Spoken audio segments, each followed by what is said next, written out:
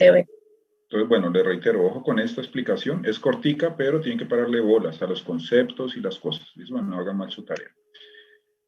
Acuérdense que esto lo habíamos visto antes, el modelo del queso suizo. ¿Listo? El modelo del queso suizo busca explicar, digamos, esquemáticamente cómo ocurren los eventos adversos, ¿cierto?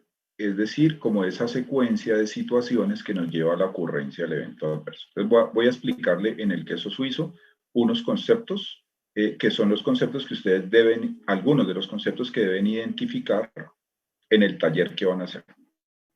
Entonces, acuérdense que aquí al final tenemos el evento adverso, ¿cierto? Vamos otra vez a aclarar la definición de un evento adverso, ¿sí?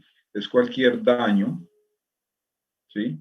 Puede ser temporal o permanente, o daño o lesión temporal o permanente que se le causa al paciente, ¿cierto? Y está relacionada con la prestación de servicios, con la atención del paciente, ¿cierto? Y se identifican entonces acciones inseguras, actos inseguros, decisiones u omisiones, ¿cierto? Es decir, omisiones dejar de hacer o decisiones equivocadas, intervenciones equivocadas por parte del personal de salud, ¿cierto?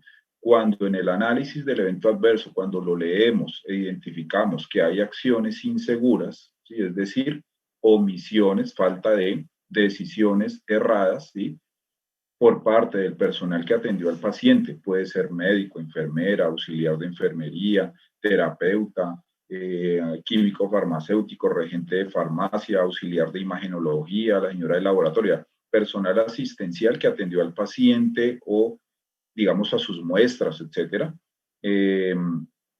Y hubo daño o lesión temporal o permanente y esta está relacionada con la atención del paciente, no con la patología directamente, entonces estamos frente a un evento adverso, ¿listo? Cuando tenemos el evento adverso, entonces ya les acabo de decir, el evento adverso está antecedido por unas acciones inseguras, ¿listo? Entonces cada uno de los huequitos del queso son las acciones inseguras, ¿sí? O fallas activas, acciones inseguras o fallas activas. Yo les hablo de acciones inseguras porque en el formato que van a utilizar, pues se llaman fallas activas. Si quieren, venga, yo les voy mostrando de una vez el formato para que a medida que voy explicando, vayan sabiendo dónde van las cosas. Bueno, no mentiras, porque si no, después me confundo compartiendo una cosa y otra. Ahorita al final les muestro el formato. Pero entonces, cada uno de estos huequitos, ¿cierto? Que están aquí atravesados por esta flecha, ¿sí? Son las acciones inseguras, ¿sí? Por aquí puede haber una acción insegura del médico que formuló mal, una acción insegura del auxiliar que no verificó, la acción insegura de la jefe de enfermería, ¿cierto? La acción insegura de la persona de la farmacia, ¿sí? La acción insegura del auxiliar que tomó mal una muestra, la acción insegura de la persona del laboratorio que confundió el tubito con de otro paciente, la acción insegura de la enfermera que no revisó cuando llegó el reporte de enfermería y la acción insegura del médico que tampoco revisó y tomó una decisión equivocada con base en un medicamento con una muestra mal tomada o mal rotulada o mal marcada. ¿Listo? Acciones inseguras del personal de salud. Acción insegura. ¿Listo? Una acción insegura genera otra, sigue con otra, sigue con otra. Acuérdense de la película del que vimos de Benjamin Button, ¿cierto? Que una cosa lleva a otra, la otra, otra, la otra, otra, y al final atropellaban a la muchacha. Similar, ¿no? Sino que al final hay un evento adverso, ¿sí? ¿Claro hasta allí el tema de las acciones inseguras? Sí, profe. O fallas activas, ¿sí? Acciones inseguras o fallas activas. Son las fallas que intervienen en la ocurrencia del evento adverso, por eso se llaman fallas activas. Resulta que hay una falla activa final, la final de todas, ¿sí? Es el último huequito de la tajada, ¿sí? ¿Se acuerdan cuando yo les mostré a la diapositiva de las fichas de dominó? Que entre todos concluimos que la falla activa final, o sea, así hubiera habido una serie de fallas anteriores, ¿cierto? Tomaron mal una decisión, cambiaron de proveedor, no le dijeron a nadie, el auxiliar pidió los tornillos donde no era, la instrumentadora informó mal, pero al final, la falla activa final, la última, fue cuando el cirujano, el ortopedista, decidió entrar a operar sin tener todo listo, ¿cierto? ¿Por qué esa es la falla activa final? Pues porque es el último chance, la última oportunidad de cambiar el destino de las cosas, ¿sí? Si el cirujano hubiera decidido no operar, pues no hubiera ocurrido un evento adverso. Eso no borra que antes hubiera habido otras fallas, ¿no?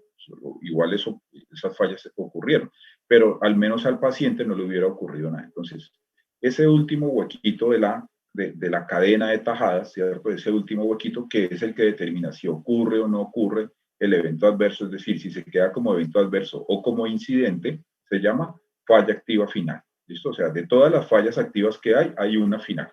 ¿Claro? Sí, profe. Ojo con eso, muchachos. No me digan sí porque sí, yo sé que sí, pero si hay alguien que no entiende, pregunte porque si lo hacen mal, les queda mal la tarea, ¿sí? Si no entienden bien, les queda mal la tarea. Esto le queda mal hasta a los señores de 50 años que yo les explico cuando les doy los cursos del ICONTEC, cuando hago los diplomados, a los muchachos de quinto año, porque dicen sí y cuando van a hacer la tarea se confunden las fallas activas con las barreras, confunden los factores contributivos con las fallas activas, ¿sí? Ojo con eso. Entonces, falla activa, errores u omisiones, ¿sí? El error, la decisión mala, la omisión, lo que dejó de hacer, ¿sí? De la persona o de las personas que atendieron al paciente, ¿sí? Y la última de todas es la falla activa final. ¿Listo? Bueno, sigamos entonces. Hay unas cosas que se llaman factores contributivos, ¿cierto? Los factores contributivos son esas situaciones, ¿sí? Que favorecen la ocurrencia de las fallas activas, ¿sí? Entonces, por ejemplo, falta de supervisión, personal insuficiente, problemas de comunicación, mucho ruido o poca luz, falta de recursos, infraestructura muy vieja, equipos sin mantenimiento, ¿sí? Todo ese tipo de situaciones que yo les estoy diciendo, miren que allí no hay como tal un error de la persona, o sea, no hay una acción o omisión, pero el hecho, por ejemplo, de que no haya guías y protocolos, que es un factor contributivo, genera, facilita, contribuye a una mala decisión clínica. Entonces, los factores contributivos favorecen, facilitan, contribuyen, generan las acciones inseguras, ¿sí? El hecho de que en mi institución tengamos equipos viejos con los cables pelados sin mantenimiento, entonces va a generar de pronto la decisión del médico de utilizar un equipo en mal estado y generar un evento adverso, ¿sí? El hecho de que en mi institución no tengamos buena comunicación entre el equipo de salud o entre el equipo de salud con los pacientes, no haya protocolos de comunicación, no se hagan entregas de turno, bueno, ese tipo de cosas, genera que el médico no conozca bien el caso y tome mal una decisión, ¿sí? Formule mal un medicamento, repita un examen y eso al final genera un evento adverso. Entonces, los factores contributivos son esas situaciones que están presentes en el evento, en el caso, ¿cierto? Que favorecen, contribuyen o generan la ocurrencia de las acciones inseguras. ¿Listo? ¿Claro hasta allí los factores contributivos? Sí, profe.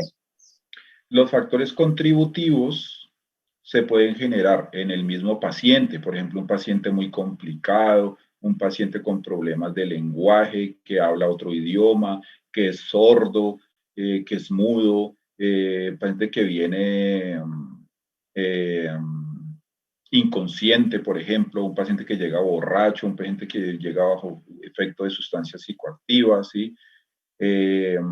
Como les digo, un paciente muy complicado, eso puede ser un factor contributivo originado en el paciente porque favorece la ocurrencia de acciones inseguras, ¿cierto? Si, por ejemplo, usted no se puede entender bien con el paciente, caso de las enfermeras de Denver, los médicos eran unos gringos, regringos de Denver, Colorado, y la paciente era una latina super mexicana, ¿sí? Entonces no se entendían, no supieron qué tratamiento para la sífilis había recibido la señora y decidieron volverle a poner otro tratamiento, ¿sí? Generó evento adverso. Entonces, un factor contributivo favorece las acciones inseguras, ¿sí? Los factores contributivos también se pueden generar en el medio ambiente, ¿no? Se pueden generar por falta de directrices, de lineamientos, de guías y protocolos, ¿sí? Se pueden generar en los equipos biomédicos, se pueden generar en la comunicación del equipo de salud, se pueden generar en las personas, de pronto, como dice allí, por fatiga, por exceso de trabajo, por falta de capacitaciones. Todo ese tipo de situaciones son factores contributivos y pueden generar acciones inseguras. ¿Listo?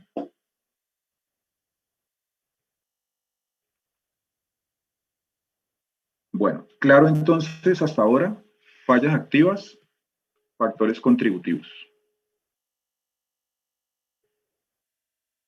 Bueno, vamos a mirar las fallas latentes, pero se las voy a mostrar, digamos, solamente a manera de mostrar, porque esas no las van a identificar como tal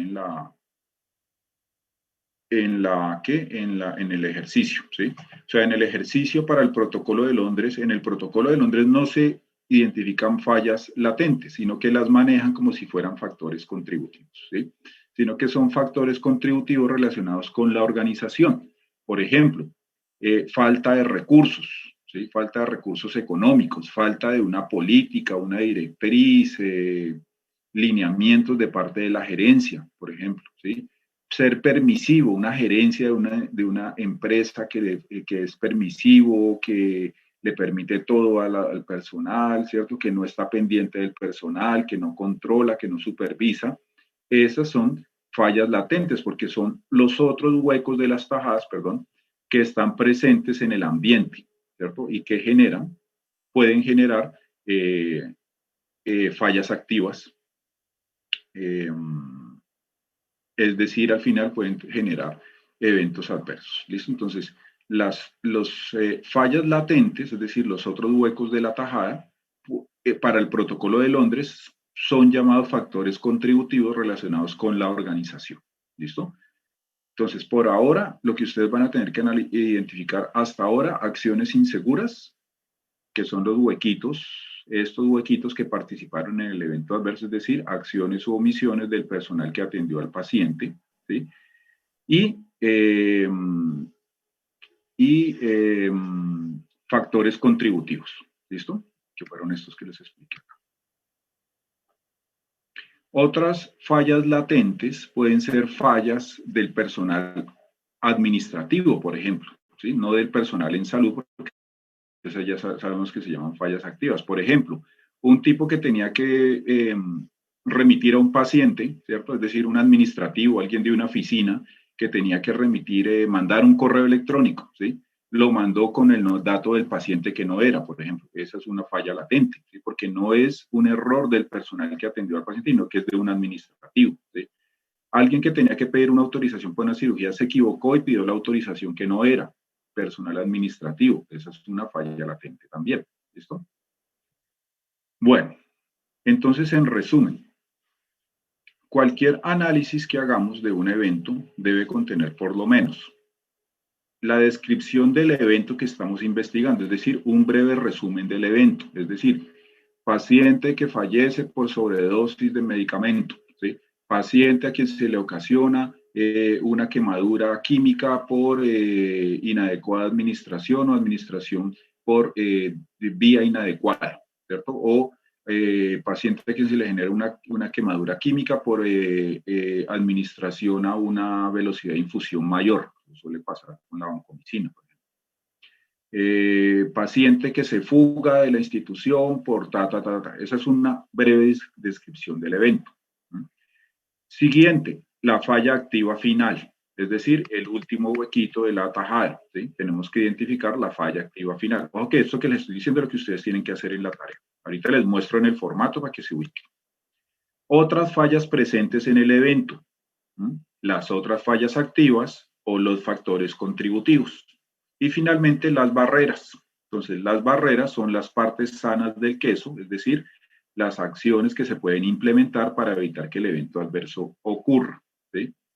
Allí entonces las barreras de seguridad tienen total relación o directa relación con los factores contributivos, ¿sí? Entonces, si yo identifiqué dentro de los factores contributivos falta de guías y protocolos, pues debe haber una barrera de seguridad que se llame realizar, investigar, socializar, evaluar y hacerle seguimiento al cumplimiento de guías y protocolos en la institución o en el servicio, ¿cierto?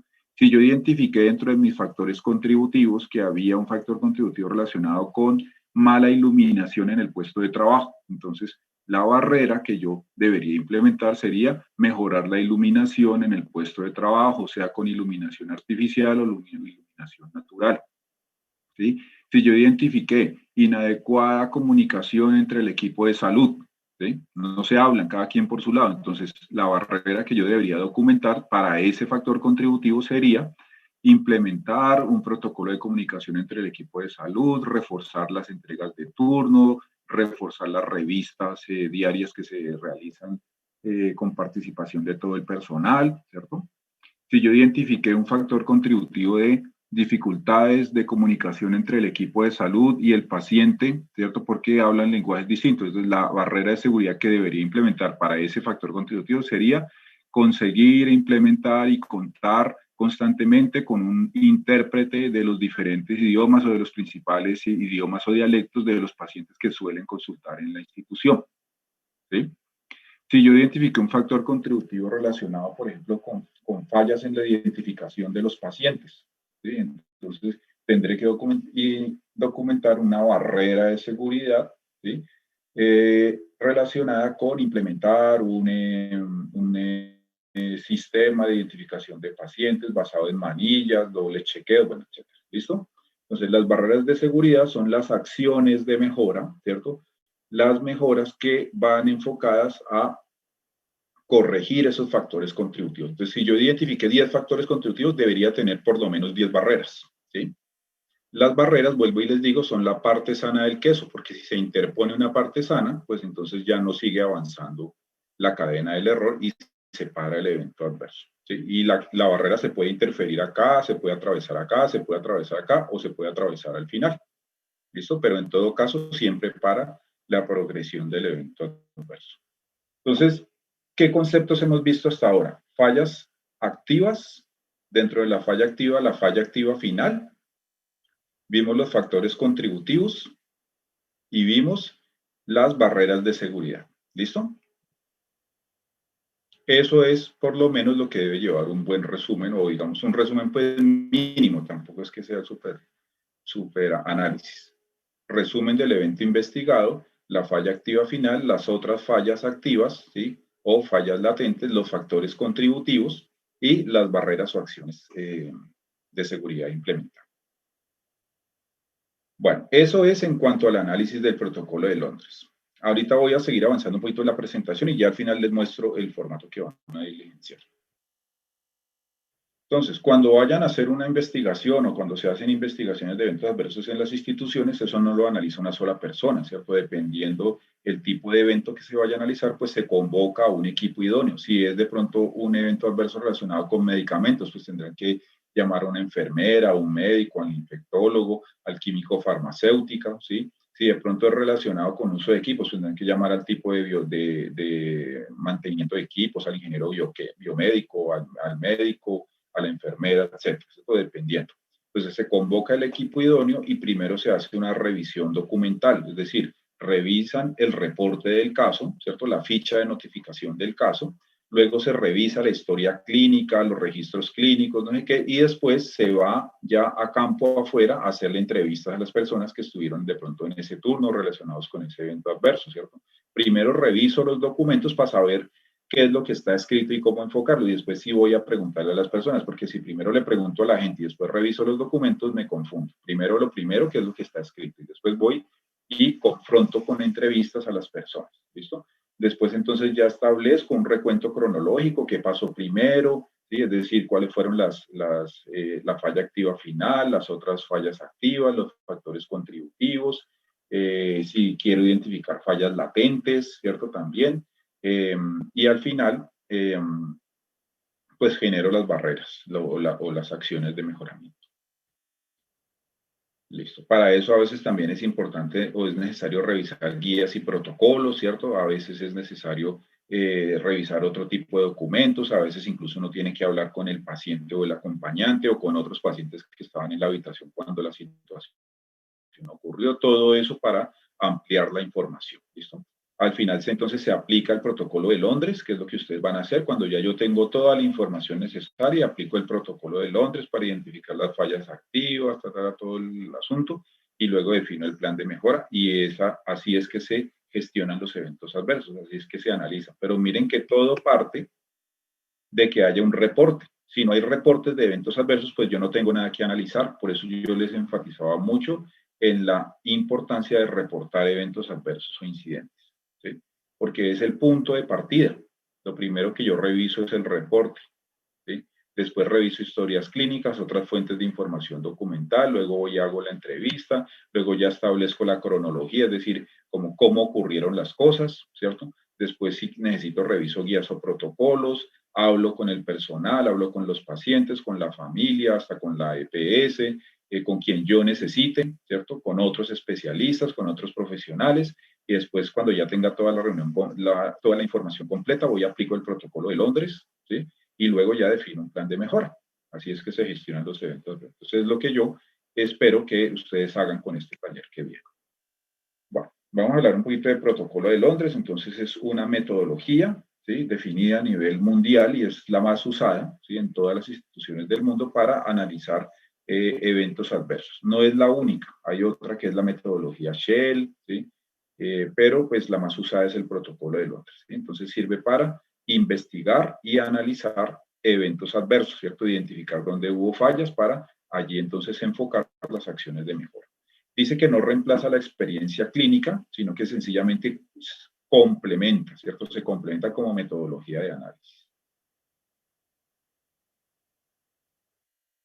Bueno, me parece que el aporte importante del protocolo de Londres es porque nos permite analizar la ocurrencia del evento, pero e identificar fallas, pero en el sistema completo, si ya no es solamente en buscar un culpable, sino que nos permite, miren, abordar todo el sistema completo, porque cuando miramos fallas activas, vemos fallas activas en todo el personal. Cuando miramos factores contributivos, estamos viendo fallas de otro tipo. Cuando miramos fallas latentes, estamos viendo ya las organizacionales, ¿sí? Entonces nos permite abordar el error, pero desde el punto de vista de errores en el sistema, no solamente errores en las personas. Entonces creo que el aporte importante del protocolo de Londres es ese, que nos permite identificar fallas en todo el sistema, ¿sí? Nos permite mirar también las causas, ¿sí? Y la secuencia de causas, ¿sí? Y nos permite enfocar las acciones de mejora. Entonces, este es el esquema clásico del protocolo de Londres, ¿cierto? Entonces, ¿cómo ocurren los eventos adversos? Ocurren de la izquierda para la derecha. ¿Y cómo los analizo? De derecha para izquierda. Entonces, ¿cómo ocurren?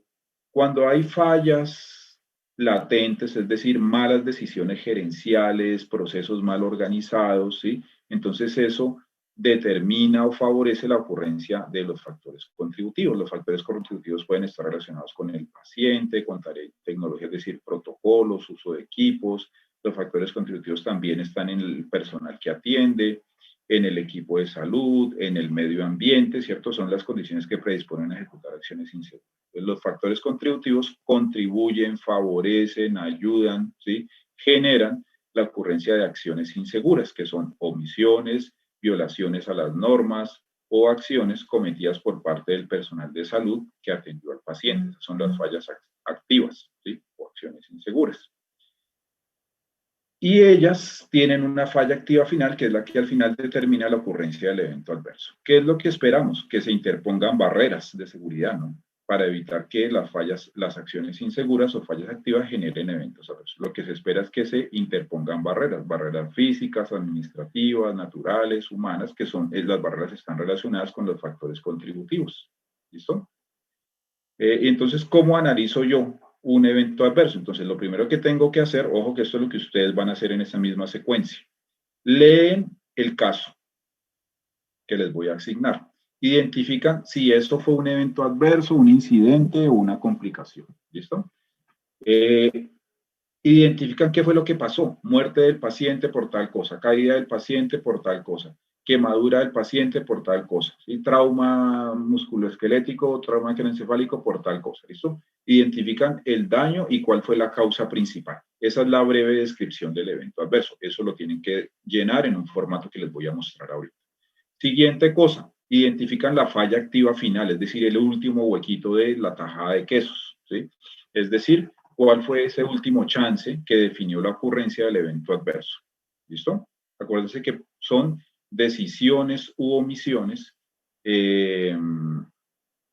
de las personas, del personal de salud, pero fue esa última decisión o esa última omisión.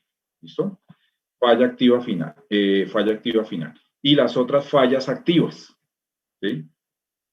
Y las otras fallas activas, es decir, o las otras acciones inseguras, ¿sí? Que fueron las que definieron la ocurrencia del evento adverso.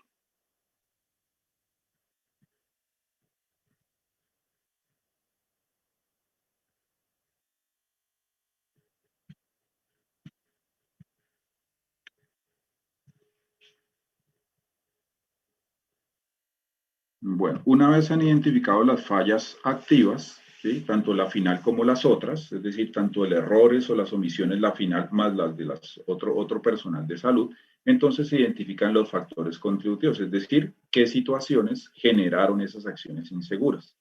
Para identificar ese factor contributivo se utiliza una metodología que se llama el diagrama de Ishikawa o el análisis causal, ¿sí? Entonces, si yo digo, bueno, una acción insegura,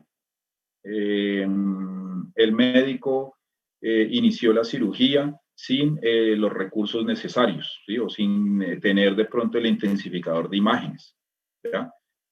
O sin que estuviera presente el personal de radiología que opera el intensificador de imágenes. Quedémonos con eso.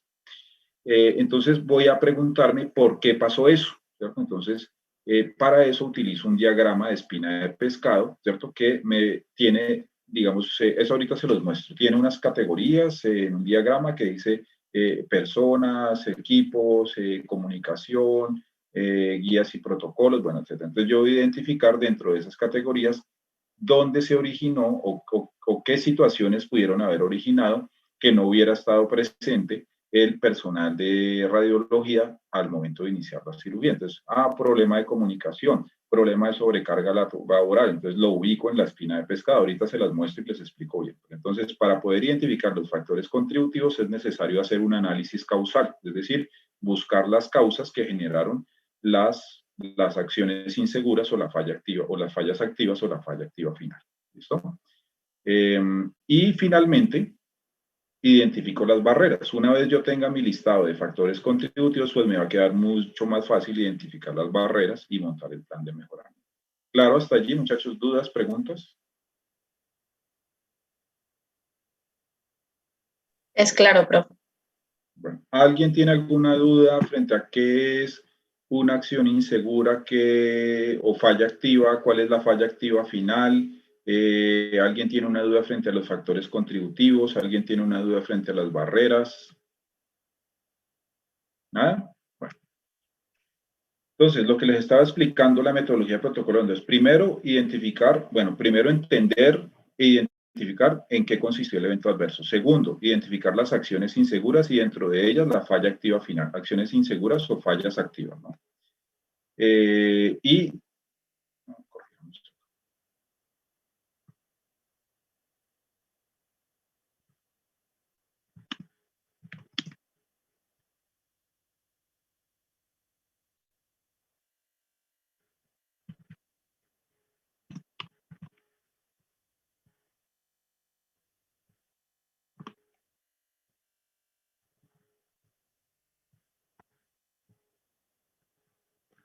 listo. Una vez han identificado las acciones inseguras o fallas activas y dentro de ellas la falla activa final, entonces van a identificar las acciones inseguras, ¿sí? Y o fallas latentes, ¿ya?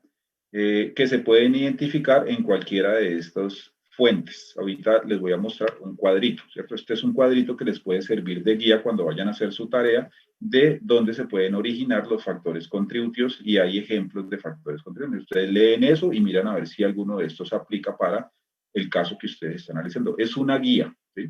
No necesariamente todo esto lo van a encontrar en su caso o pueden encontrar más cosas que no están aquí, pero es una guía. ¿Listo? Donde se pueden generar los factores contributivos. Y recuerden esta es la espina de pescado que yo les decía, ¿cierto? Entonces, ¿qué debo hacer para encontrar causas? Pues entonces voy a tomar una acción insegura, ¿cierto? En este caso yo les voy a pedir que tomen solamente la acción insegura o falla activa final, ¿sí? Que identificaron aquí en el paso 1, la falla activa final, la ponen aquí en la cabeza de la espina de pescado. Ojo con esta recomendación, ¿sí? Que esto por lo general siempre lo hacen mal. En la cabeza del pescado, crean que esto es un pescado, ¿no? Estas son las espinas del pescado y aquí va la cabeza del pescado. En la cabeza del pescado va la falla activa final, ¿sí? O la acción insegura final, ¿sí? La falla activa final, haber iniciado la cirugía sin el tipo de sin que estuviera presente el operario del arco en C o del intensificador de imágenes. ¿Listo? La falla activa final va aquí en la cabeza del pescado. Y luego me empiezo a preguntar, ¿sí? ¿Por qué ocurrió eso? ¿Sí? Entonces, ocurrió porque el tipo llegó tarde. Entonces, no, pues el individuo. Entonces, el operario del intensificador de imágenes tuvo un problema personal y no pudo llegar a tiempo. ¿Sí?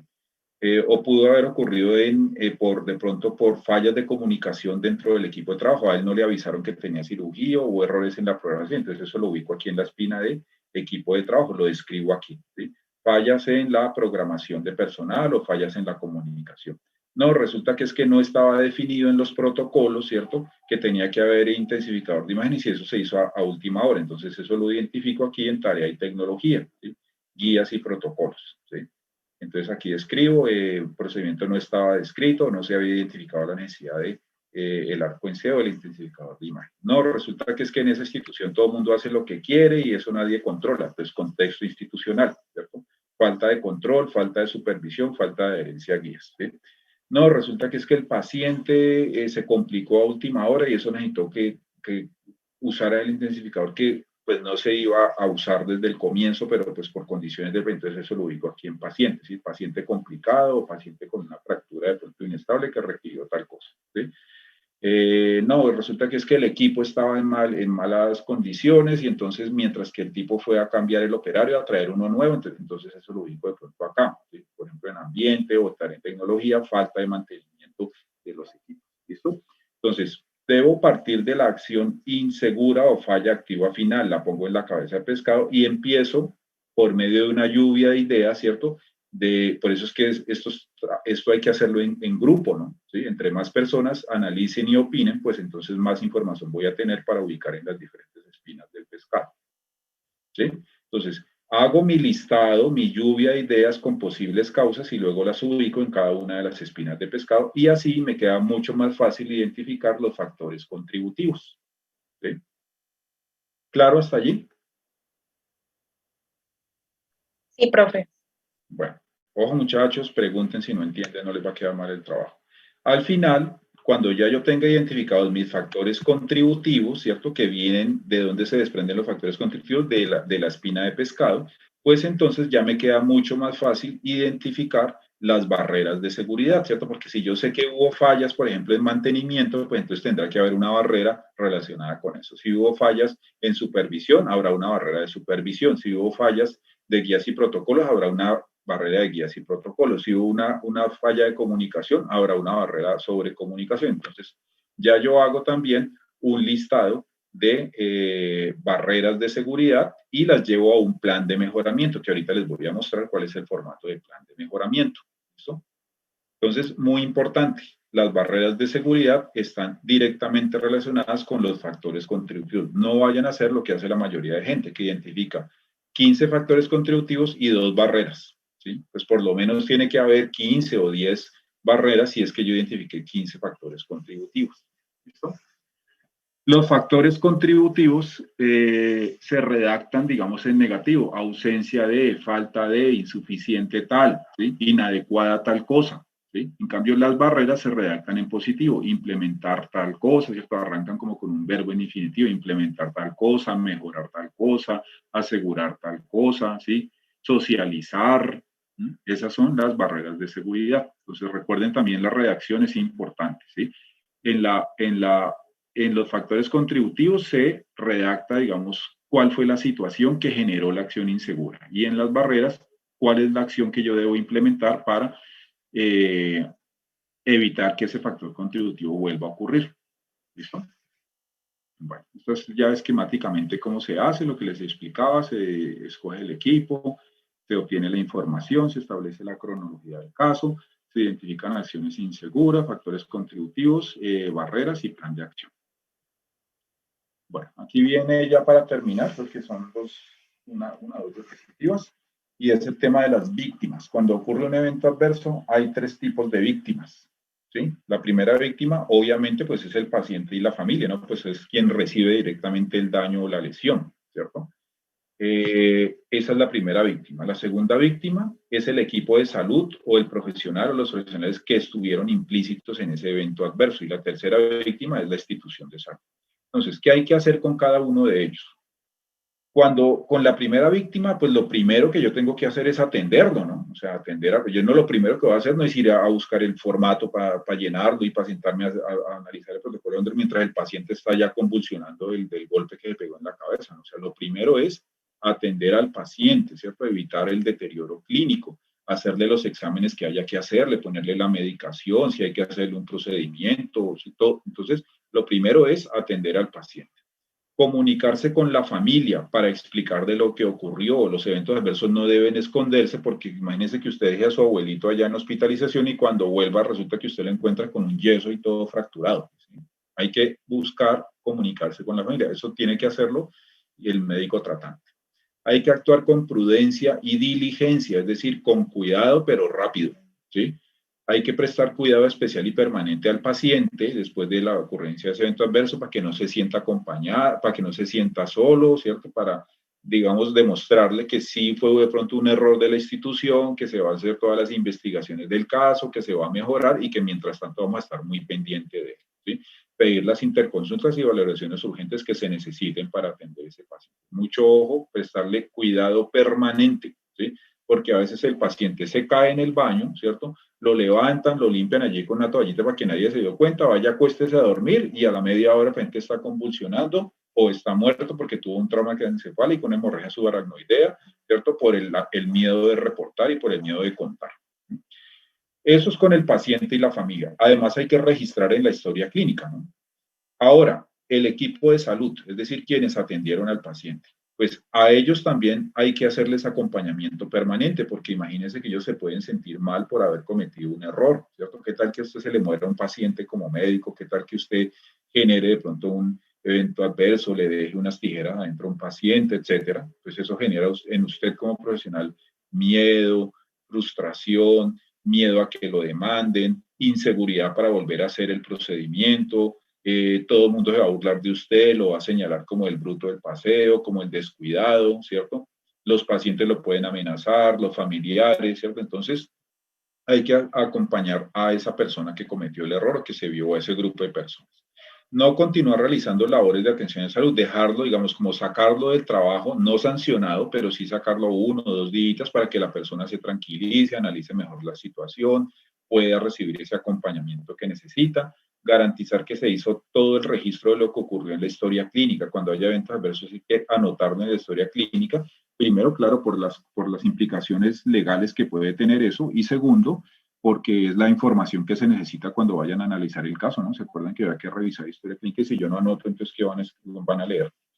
Avisar a la alta gerencia de lo que ocurrió y tener un protocolo de atención a medios de comunicación y pacientes, es decir, tener definido cuando ocurran eventos adversos cómo se le va a informar al paciente, quién lo va a hacer, o cuando sea algo muy grave, pues cómo se le va a informar a los medios de comunicación.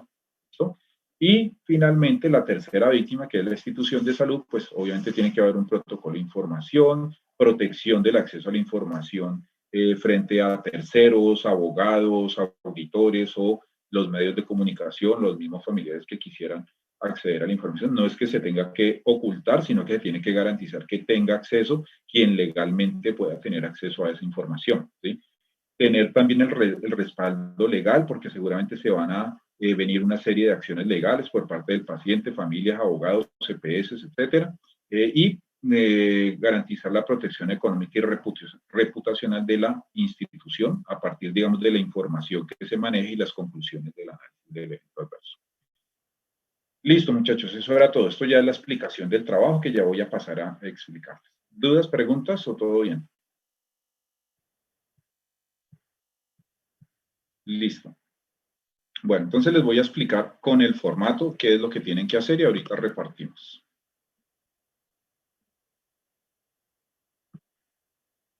Me confirman, por favor, si están viendo un formato en Excel. Sí, profe. Listo. Entonces, este formato es donde van a registrar su tarea, es decir, lo que tienen que subir a Moodle es este formato diligenciado. ¿Listo? Uno por grupo. ¿Ya? A Moodle lo único que van a subir es este formato diligenciado en sus 3 partes. ¿Sí? La primera parte,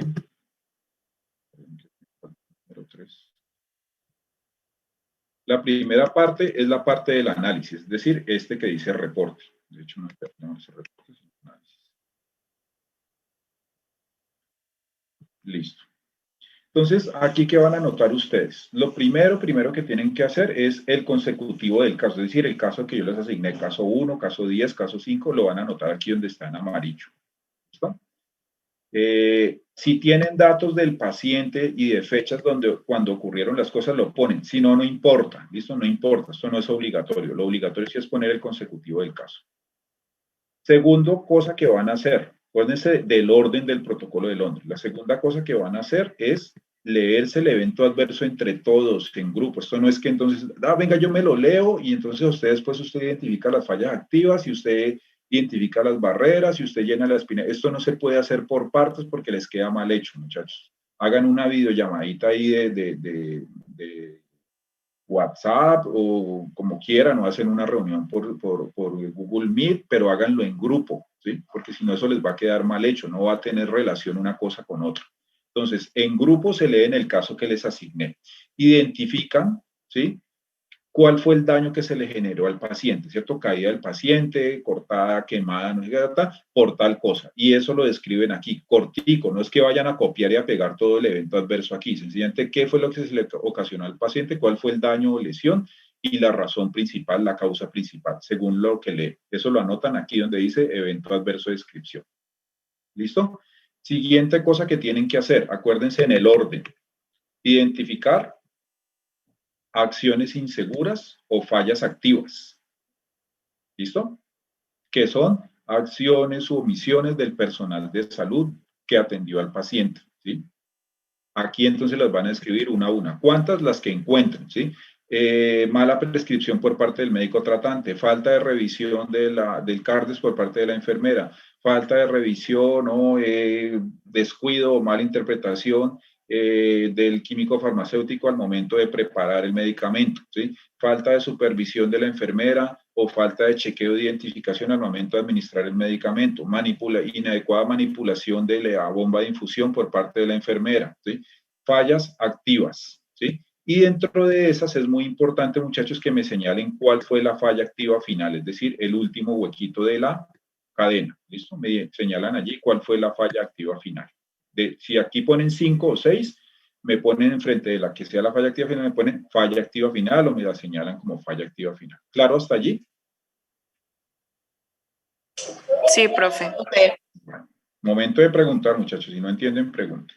Siguiente cosa que se hace en el orden del protocolo de Londres. Una vez identifican la falla activa final, entonces se van con ella ¿a dónde? A la espina de pescado. Y la ponen aquí en la cabeza de la espina. ¿Sí? Este es una foto, así que aquí no van a poder escribir. ¿Sí? Esta siguiente es una foto para que se guíen. Si ustedes quieren hacer su falla activa, su espina de pescado a mano, porque es más fácil, ¿sí? Que ponerse uno a poner líneas y pendejadas aquí en Excel, o si lo quieren hacer y eso, pues háganlo allí, como quieran. El hecho es que yo necesito ver aquí una espina de pescado diligenciada, ¿sí? No es que me pongan esta misma foto ahí en blanco, sino una espina de pescado diligenciada. Es decir, aquí van a redactar la falla activa final y aquí las diferentes causas que identificaron para esa falla activa final. ¿Listo? A mano, Una pregunta. Excel, como quieran, sí. ¿Se puede hacer la espina de pescado a mano y pues tomarle una foto a esa imagen y ponerla allí? Exactamente. Eso es lo que les quería decir. Más fácil, ¿sí? Si la quiere hacer ahí con colores o con brillantina, como quiera. A mí no me importa la información, ¿listo? Aquí tiene que aparecer, sea una foto, lo que quieran, de una espina de pescado diligenciada donde en la cabeza va la falla activa final y aquí las otras causas que identificar, ¿listo? Ahora, una vez ustedes hayan llenado estas espinas, ¿sí? Ahora, ¿qué puede pasar, muchachos? Usted por más que analiza, no encuentra una causa de ambiente, entonces pues allí no pone nada, le pone no aplica, ¿sí? O no hay ninguna relacionada con el paciente, entonces le pone no aplica, ¿sí? No hubo ninguna falla pues relacionada con el paciente, entonces le pone no aplica, ¿sí? Ahora no es que a todo le vaya a poner no aplica. Una vez lo haya llenado, haya identificado aquí, entonces estas cosas corresponden a los factores contributivos. Miren que aquí hay tarea de tecnología, equipo de trabajo, individuo, paciente. Si usted se va acá, se devuelve acá, encuentra lo mismo. Mire, tarea de tecnología, individuo, colectivo, equipo de trabajo, organizacional, medio ambiente y paciente. Si ven que son prácticamente las mismas categorías de la espina de pescado, por eso es que yo les digo que la espina de pescado le sirve a uno para identificar los factores contributivos relacionados con la falla activa final o con la acción insegura. ¿Listo? Entonces, de aquí, de esta espina de pescado, ustedes sacan los factores contributivos para traerlos acá a los cuadritos de factores contributivos. Entonces, los redactan, como les dije yo que se redactaban los factores contributivos. Si en alguno de ellos no identificaron, entonces le ponen no aplica, ¿sí? O no hubo en este caso. ¿Listo?